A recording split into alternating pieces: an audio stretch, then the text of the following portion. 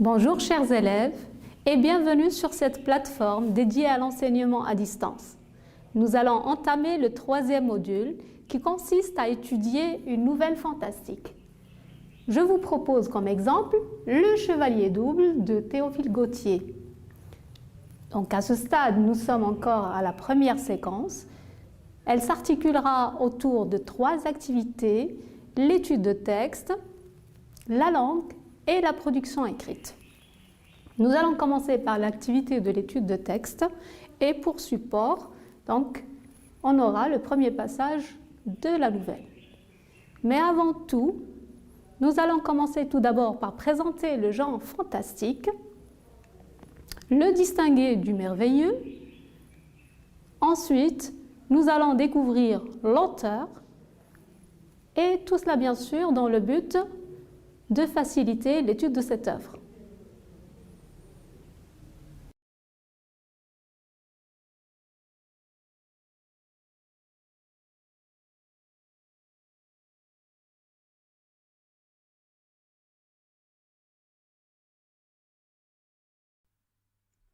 Qu'est-ce que le fantastique? Il s'agit d'un genre et registre littéraire qui se caractérise par l'introduction de faits, d'éléments surnaturels, inexplicables, bizarres, dans le monde réel. Le lecteur hésite quant à l'interprétation de ces faits. Mais il ne faut pas confondre le récit fantastique avec le récit merveilleux qui plonge le lecteur dès le début dans un monde surnaturel sans qu'il se pose de questions ou qu'il s'étonne de la présence de fées, d'ogres, de tapis magiques par exemple. Dans le récit fantastique par contre, le lecteur ne peut donner une seule et unique explication de ce qui arrive et se pose constamment des questions. Ce qui arrive est-il normal, ordinaire ou plutôt surnaturel?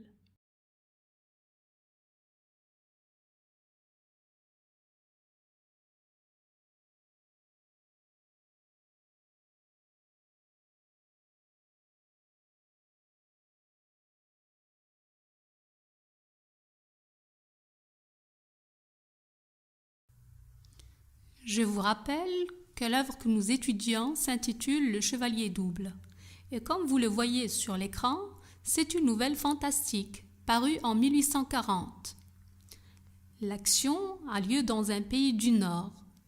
À la fin de l'œuvre, on nous dit que cette histoire nous vient de Norvège.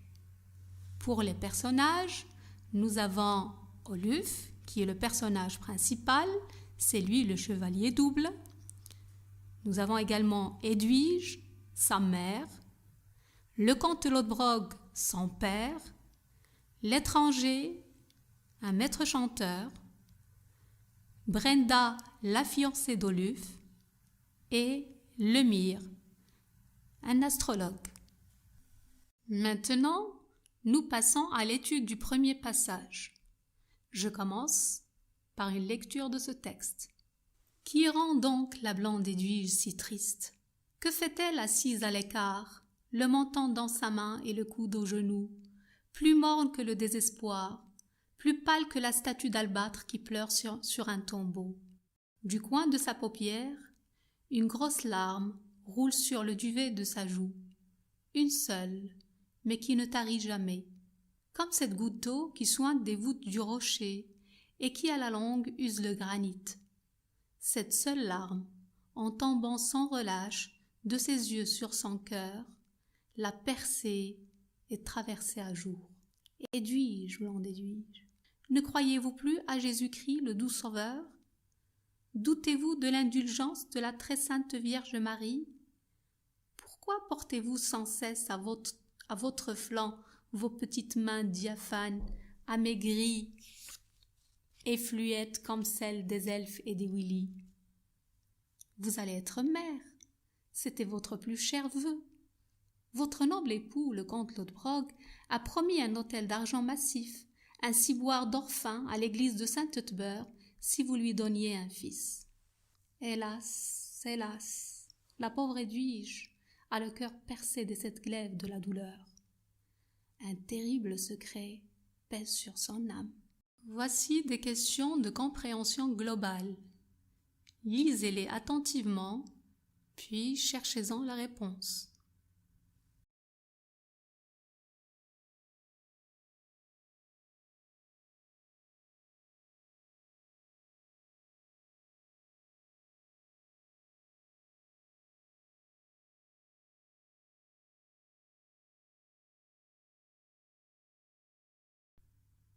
Pour la première question, le texte se situe au début.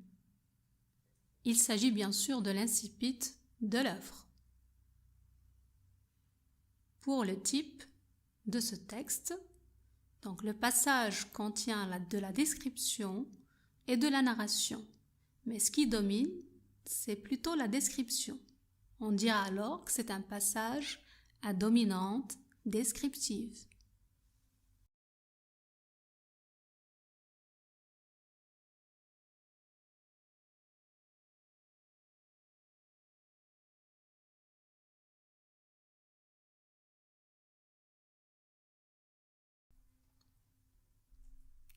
Après les questions de compréhension globale, nous passons maintenant aux questions de compréhension détaillée. Je vous laisse y réfléchir et y répondre.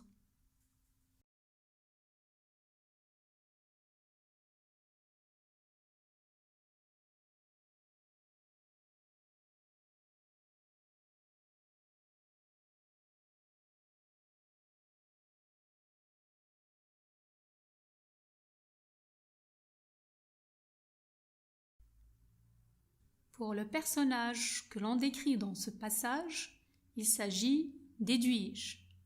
Qui est donc Edwige? C'est une comtesse, elle est l'épouse du comte Lodbrog. Alors pour le portrait physique et moral, donc vous avez dans le texte devant vous des mots et des expressions à travers lesquelles le narrateur fait le portrait physique et moral du personnage. Vous avez dû remarquer que ceux qui sont écrits en rouge décrivent le personnage physiquement, alors que ceux qui sont écrits en bleu font plutôt son portrait moral. Vous avez devant vous un tableau qui récapitule les caractéristiques du personnage.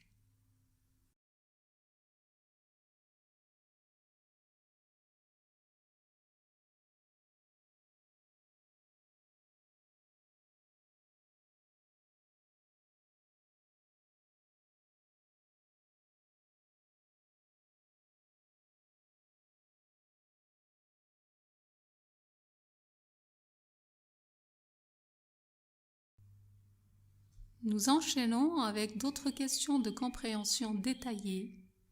Je vous laisse le temps d'y répondre.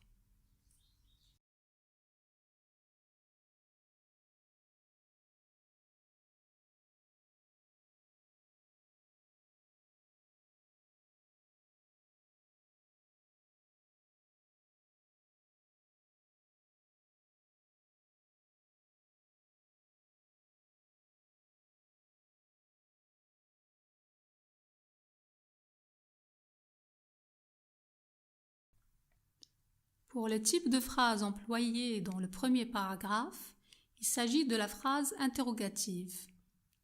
Elle est employée ici pour créer le suspense. On peut la reconnaître, bien sûr, par le point d'interrogation à la fin. Et dans le texte, au début du paragraphe, vous avez le pronom interrogatif « qui ». Et justement, j'aimerais attirer votre attention sur l'emploi de ce mot interrogatif. Parce qu'il nous montre que c'est un autre personnage qui est derrière la tristesse d'Edwige. Pour la cinquième question qui porte sur le temps employé ou le temps dominant dans l'extrait, donc on sait que c'est le présent de l'indicatif. Il s'agit d'une histoire passée et pourtant le narrateur emploie le présent de l'indicatif. Pourquoi? Justement, c'est pour nous donner l'impression que les faits se déroulent maintenant, et ce, bien sûr, dans le but d'accentuer davantage le suspense.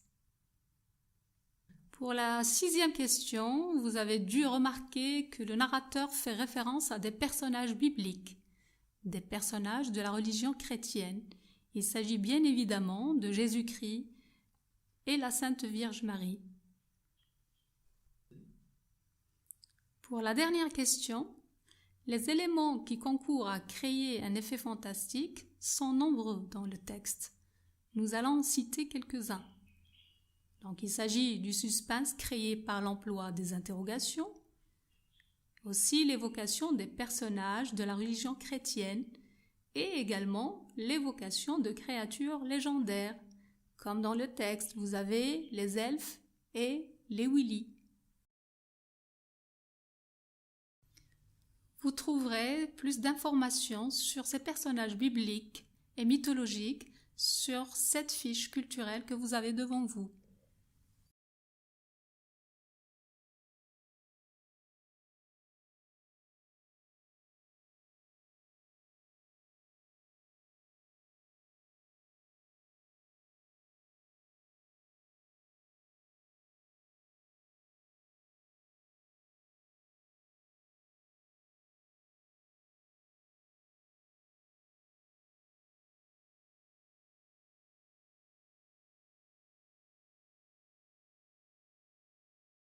Après l'analyse que nous venons de faire de cet extrait, voici une courte synthèse récapitulative.